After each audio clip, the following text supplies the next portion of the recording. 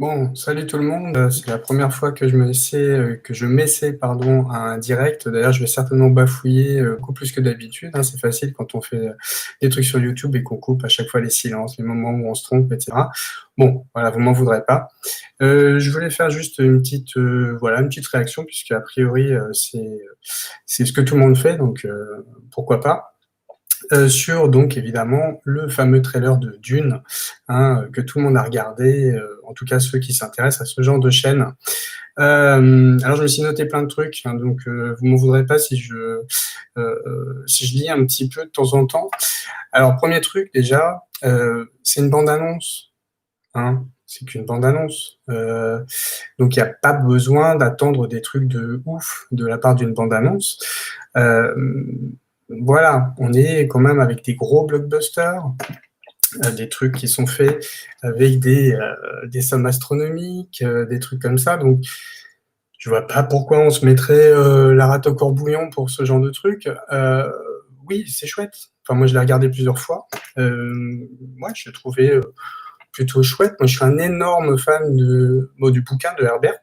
Euh, Déjà à la base, mais le film de Lynch, en fait, j'adore le film de Lynch. Bon, voilà. Et là, ce qui m'a un petit peu gêné, c'est que je vois tout de suite fleurir, voilà, des lives, etc., très, très à chaud, avec des mecs qui disent plein de conneries, en fait. Hmm. Alors, premier truc, les gens qui se focalisent sur le côté formel. Le côté formel, les images, voilà, ce côté épique, etc. Bah, ouais, on est dans Dune, j'ai envie de dire. Heureusement que c'est épique, heureusement qu'il y a de belles images, c'est Denis Villeneuve, quoi.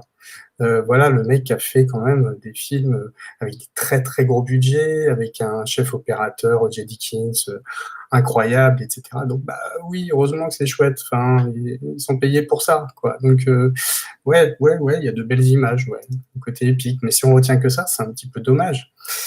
Euh, Après, ce qui est plutôt appréciable, c'est que pour ceux qui connaissent pas l'univers de Dune, bah, ça reste très énigmatique, même si la bande-annonce est relativement longue, euh, énigmatique et en même temps, enfin voilà, un peu racoleur pour ceux qui connaissent.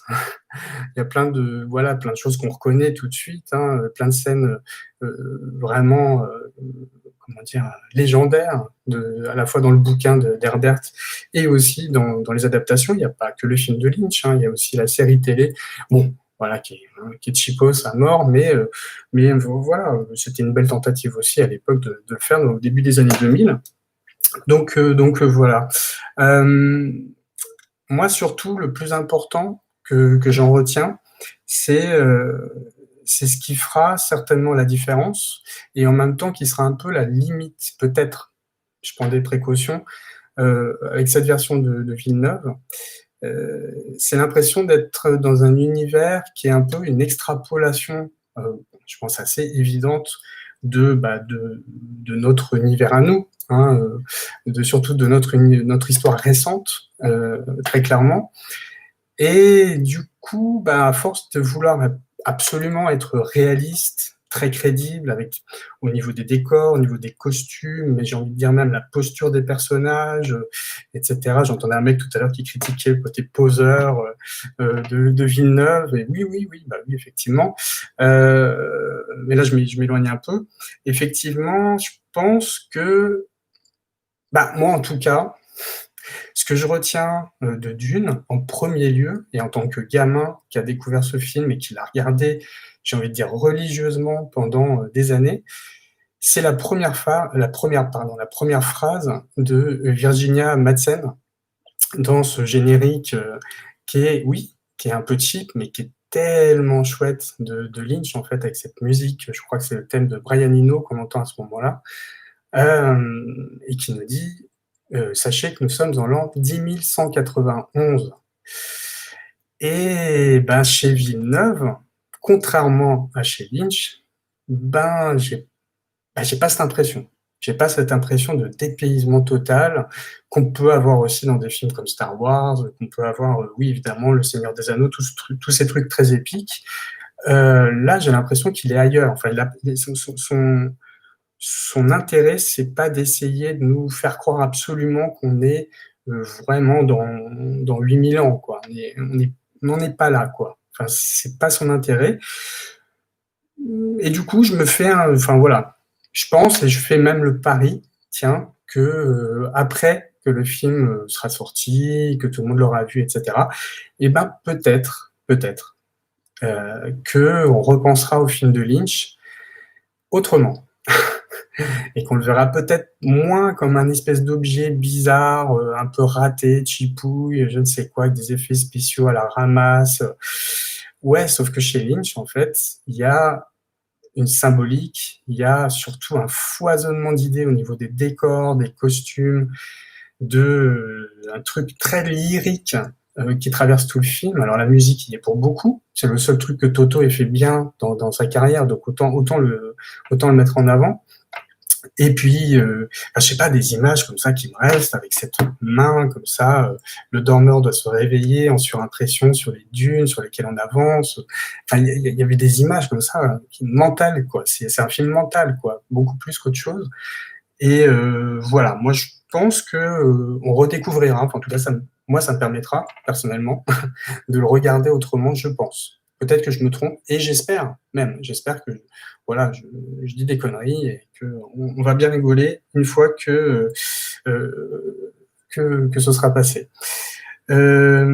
Et enfin, parce que j'ai pas envie de faire une vidéo qui dure trop longtemps, là où je pense par contre que Villeneuve va très certainement tirer son épingle du jeu, et petite parenthèse, je pense aussi que Lynch à l'époque, c'est ce qu'il avait envie de faire, parce que bien sûr, il voulait pas faire juste un film à l'époque, c'est juste que le film a fait un tel flop phénoménal. Je crois qu'il avait coûté 40 millions de dollars à l'époque, ce qui était juste gigantesque. Mais bon, bah voilà, il avait fait un bid monstrueux, assez incompréhensible en ce qui me concerne. C'est que l'histoire de Dune, c'est pas juste une histoire, justement, de héros, qui va sauver l'humanité, d'espèce de Spartacus comme ça, ou de Messie, en tout cas, qui, voilà, sur un ton épique, va tous nous sauver. C'est exactement le contraire.